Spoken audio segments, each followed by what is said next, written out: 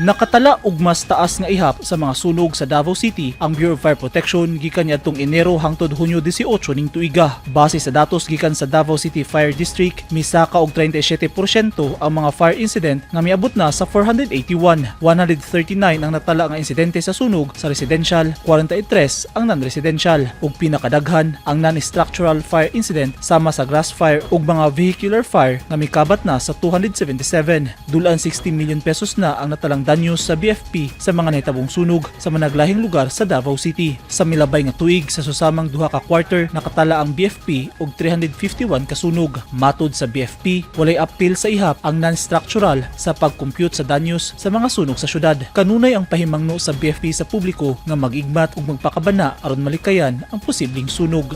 Iwasan na nato no mga insensitive na paggamit sa kuryente, no, mga overloading and the rest, no, kung pwede na to ma-check atong mga kuryente gikan sa balay pag if you are 20 years na ang isa ka balay kung pwede mag-rewiring na ta.